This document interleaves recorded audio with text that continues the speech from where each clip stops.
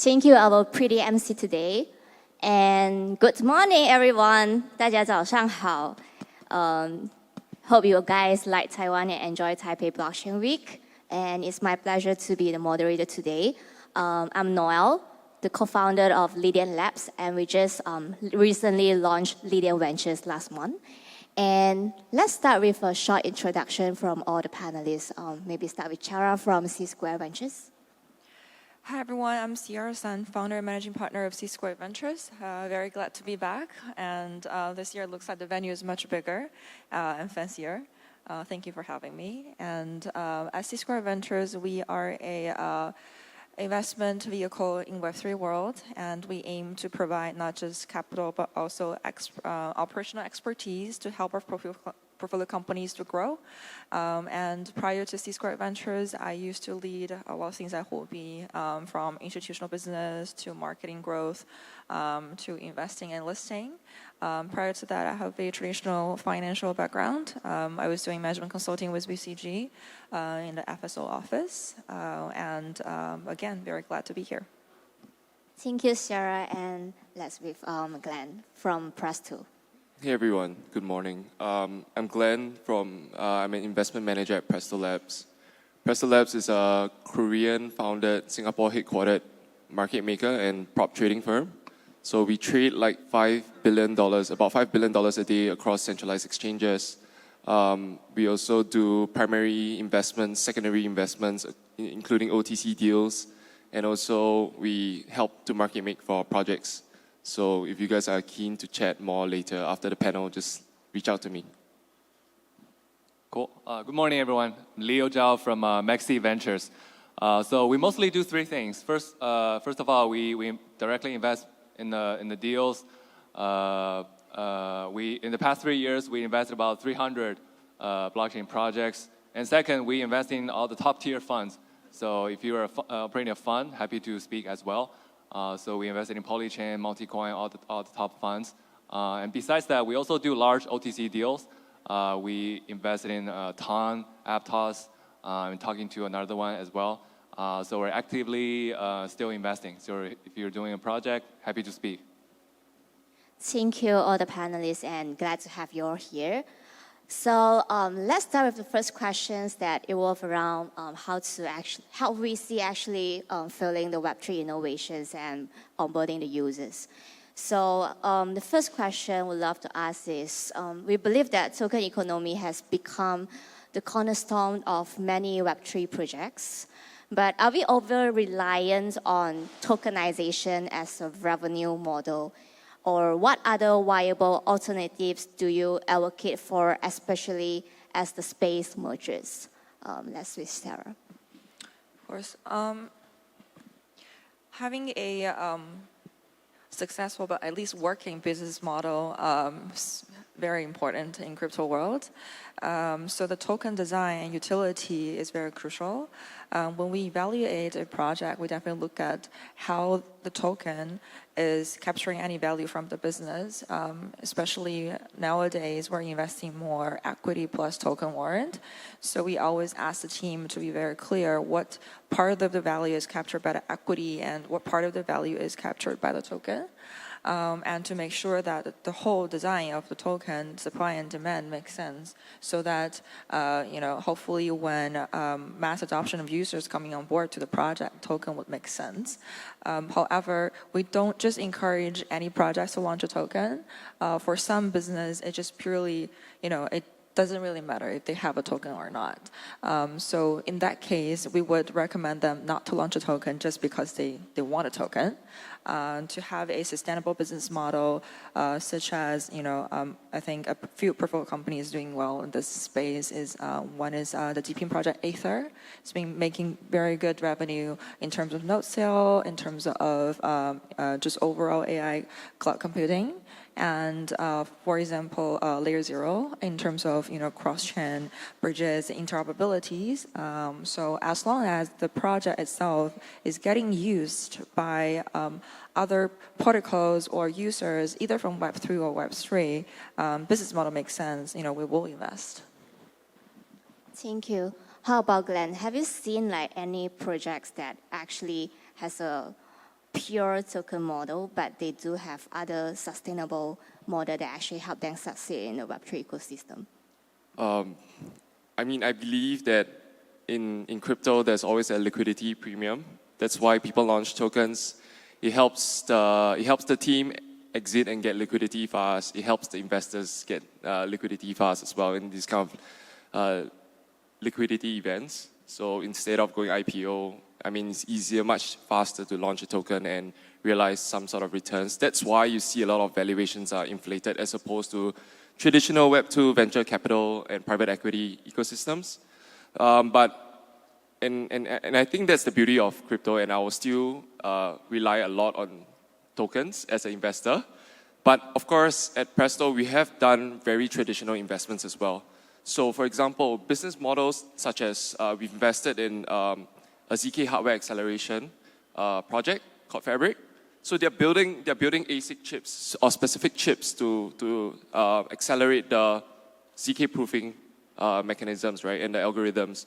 So this kind of businesses or startups, they don't require a token, and they are doing like essentially like a TSMC. They are working like with TSMC to build out the chips and stuff. So these kind of projects or these kind of startups, they don't require a token model, and there's no real token utility behind it can be tied to the business.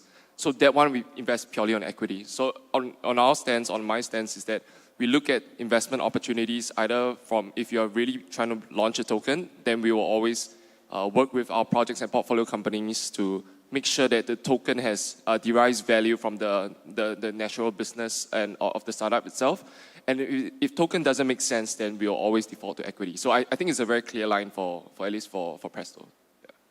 Thank you, Glen. How about Leo? Yeah, for us, I have a kind of controversial view. I think we are not over reliant on tokenomics. I think we're under reliant on with tokenomics. We should have empower more value over the token design.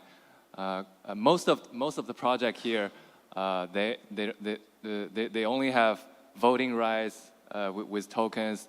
Most of the project don't have voting value, but some does. If you hold a Pendle, if you hold Aave, they might switch on the fee incentive. So I think that's a good token design. I think I wish to see more projects really accrue their value into the token and have more creative tokenomic design. And when we invest, we really look into that. We help our project to go through if they want to accrue their value into voting, or if they want to incentivize on liquidity providing, or whether they want some a VE design, they want some GMX style, they want some. There's all a whole map that we map out for the projects that they can choose. I think we're under reliant on the tokenomic design. Thank you, Leo, and thank you all the panelists for your answers. So I think we have been speaking about user onboarding, mass adoption for many years, but the barrier to entry for Web3 remains very, very high. And what are the things that you feel that is lacking in the space? Or what are the good things that your portfolios are actually creating to actually assist more in terms of user onboarding? Let's start with Ciara. Sure. So first question is what are we missing from the spaces? Yeah. So I think from the beginning of ICO ages, we see so many different kinds of infrastructure in terms of layer ones, because everyone was trying to solve the impossible triangle, right? Trying to improve the TPS while maintaining a very secure and decentralized network. And I think given all these years of involvement of the infrastructure, at least that's semi-ready, right? We've seen, I think, Sui reached their all-time high yesterday. The main reason behind it, the fundamental, is that their TPS is much faster. Well, at least according to their developers and their announcements, they're even faster than Solana now. So that would empower real on-chain activities to power any kinds of real scale of user onboarding into Web3. So we've passed kind of that infrastructure era, and now we're moving into applications, right? So I think what's missing is that we still don't see like a killer, just definitely working like game or social apps with a very smooth UI UX that can be able to onboard all the users from Web2. However, we're seeing a lot of new trends, for example, meme coin to at least onboard capital from Web2 and bridge them into Web3. And some of our portfolio has been working on supporting user onboarding. So for example, decentralized identity like Project Galaxy, CyberConnect in the social area. We've already mentioned interoperability and cross-chain functions like Axeler, Orderly in the trading area, and Layer 0, that's all the infrastructures. So yeah, many of them are working on that. And of course, many dApps and games. Hopefully we do see a mass user adoption in Web3 happening in the next 2 years. Thank you, Ciara. How about Glen? What is missing between the Web2 and the Web3 bridges? Yeah, I think for me it's quite clear and quite simple. So I always think about user experience and also distribution. So, I mean, if you think about it, account abstraction was pretty hot. It was a very hot narrative, I think about 2 years ago. And I think there's a lot of infrastructure kind of enhancements and improvements there, which is more under the radar, where it's not too much on CT mindshare that you can see, oh wow, account abstraction is so cool and so sexy, right? But those are things that really help bring Web2 users on board. And there's one funny story is that in terms of distribution, when I went back for reservice for Army, because Singapore, you have to serve the Army every 10 years after like the full-time national service. So when I went back to reservice and I see my friends who are not onboarded to crypto at all, and they're playing Telegram games, right? So I was like, oh, what? How are you guys on Telegram, right? Because I'm like, if you're a native Web3 user, you'll play like Catizen, you'll play all this kind of like, Are they playing like a pocket not waifu? point. Yeah, right? So I'm seeing my regular Army friends play like Telegram games, and of course I showed them some of the games that I play as well. So one of the games is called Farm Friends. They're going to launch a token soon, so go and check it out. And they actually, I think through that medium or through some of these distribution channels like Telegram or very common social apps like Kaya, right, which is by Kakao and Line, then you can see a very, very clear distribution channels to your traditional Web2 guys. And I think those are key ecosystems or key touch points where a lot of projects and a lot of even like L1s and L2s can actually work towards to just ease the onboarding of Web2 users through some of these kind of applications that regular Web2 users use. Yeah. Thank you. How about Liu? Yeah, I think, so myself, I want to see more apps, like people can easy to use and participate in this Web3 revolution. So for example, I really like, for example, more things like Pump Fun. I helped my second grade year-old son to launch his own coin very much. And the moment because he's always watching my phone, see, oh, this is Coinbase, Binance, whatever. He's familiar with all the coins. So say, why don't you launch a coin? And I help him go to the Pump Fun and upload a fun picture for him. And maybe he can use some tools to make a profile picture and make some make a coin, and he can talk to his friends about, oh, I have a coin, I have a $10 billion coin. This is the fun stuff that even kids can use. So I want to see more this kind of apps and more tools that help people engage in crypto and AI. People can scan everything, do modeling with everything, upload, make money, participate in this AI revolution through token projects, through all this. I think that's the meaningful innovation I would like to see more. Thank you, Leo. Speaking on Pump.Fun, I think there's like kind of like a shift from the previous trend whereby now everyone is aiming for fair launch or aiming to actually list on DEX instead of SEX. Do you think that it's kind of like a challenge from venture capital to actually identify a good project before they even launch? Or is there any kind of like strategies that every one of you actually are currently kind of like changing yourself to accommodate to the new trend as well? Ciara? Well, that's kind of our job, right? To identify projects early and back them to help them become successful. I guess that's a definition of a VC. So that's what we do, right? I would still say 90% is just luck. And then the other 10%, we do have some metrics. Of course, team is the core there, is the most important thing. So a lot of the project we backed with, the highest return, they pivoted 2 to 3 times before they actually made it. So being able to invest in a very resilient team, a very flexible team that you can educate them, you can guide them along the way, and be flexible enough to change their roadmap, change what they're aiming for according to what's happening in the current market is very important.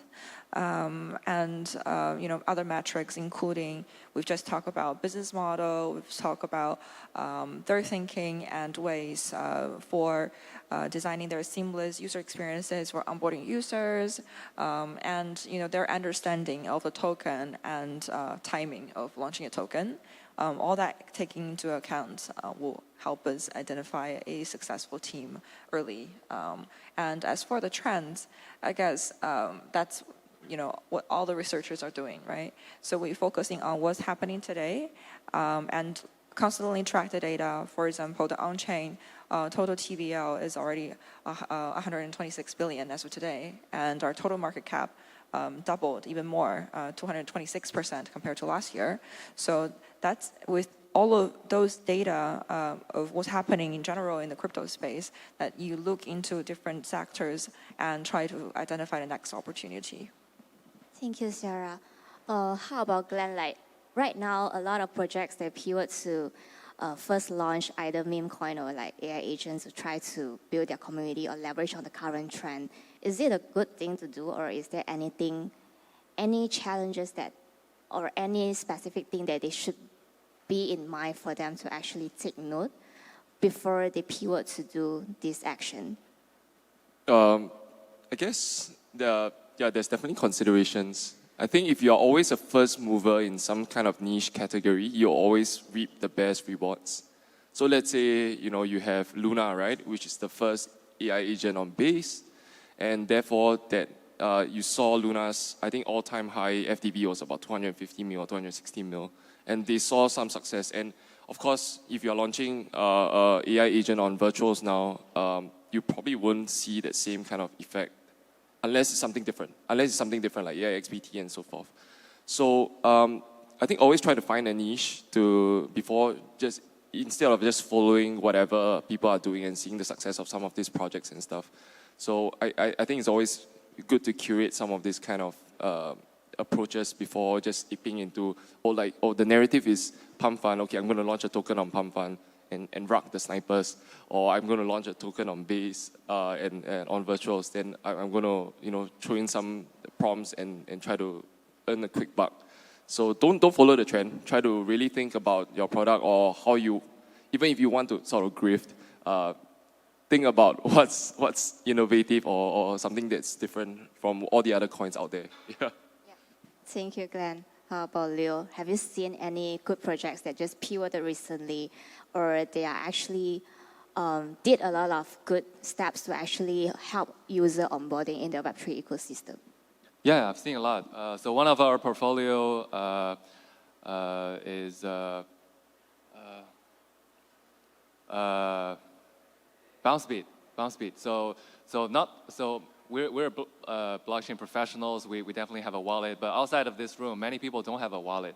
So they're building a centralized kind of CX and DeFi combination. So everyone can easily enjoy the yield of other protocols. I think that kind of simple tools can help one click, and the pool will automatically decide whichever the best yield. They have a quant team to help you do arbitrage. You just have to put money in the exchange to enjoy all the good yields. I think they help onboarding a lot. A few others, so many. I think every project's helping bring outside users in some way. Even Pump Fund, right? Even more normal people can come in to play. Thank you, Leo. So I think this is kind of like one of the personal questions that I would love to hit on the panelists. Looking ahead the 10 years, what is the one type of portfolio investment you hope to be remembered for championing, and how do you envision its legacy? Let's start with Ciara. Oh, Glen first. Okay, stress. Alpha. 10 years. 10 years is a long time. I don't know if I'm still here in 10 years, but hopefully if everyone that stays here for 10 years, we're all like freaking like millionaires by now.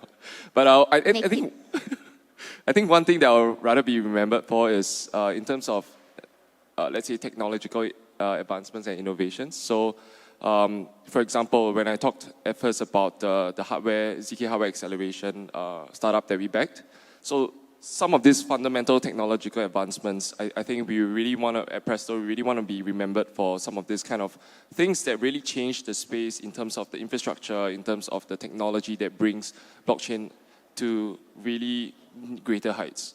So it may not be things that are on the forefront of what or on CT mindshare that everyone looks at, but it's really technological advancements that allow the blockchains or allow some of these technologies like zero knowledge to scale far beyond the capacity that they can stomach today. So those are the things that we want to get remembered for, or maybe like a 1000x project. Hopefully, yeah. 1000x. It's a spectrum. Yeah. How about Leo? Yeah. In 10 years, I'm not so sure. Maybe in 5 years, 2 to 5 years, I would like to see some AI project that can really bring everybody to engage, to enjoy the improvement of AI. Some type of AI portfolio I would like to see. For example, I want to see more AI agent tools that can easily deploy. I can ask my kid to easily deploy their own AI agent according to their writings, or they don't have a Twitter yet, but anything they input, they can train their own AI tools easily, and or some kind of maybe AI labeling. Somehow they can participate, enjoy the AI, like what NVIDIA did for Taiwanese people. Thank you, Leo. Back to Ciara.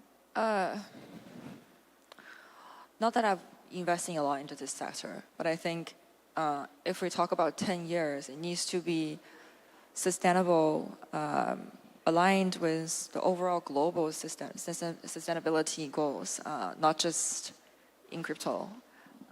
So I think decentralized storage, because it actually will ensure resilient and scalable data solution.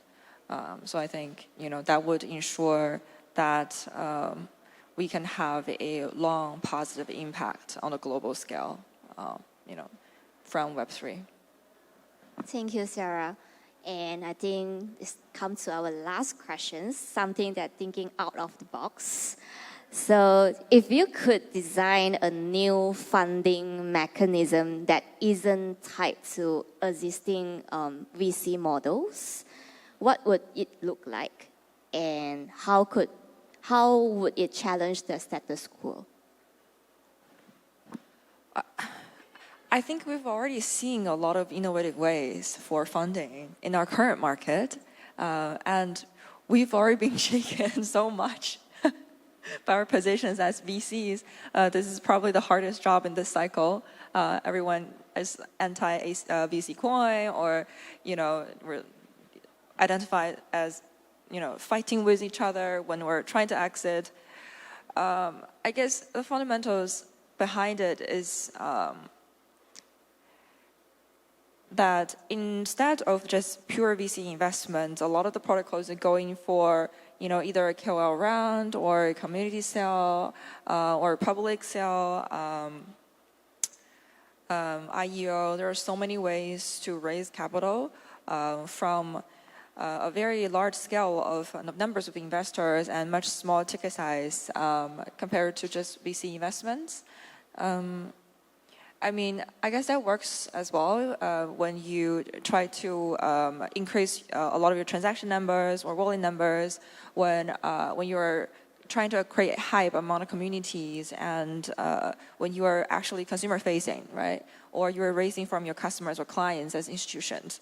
But I guess VC's role in this space is not just putting down capital, put on a check, and then you run away. We're here for a very long-term investment and trying to help them with our expertise because we've seen so many cycles and seen so many successful projects and failed ones that we can give you all of the expertise that we've gained and help you to become a successful projects along the way. And VC are also identified as a long-only investment vehicle. I guess that's the thing that I have to say here.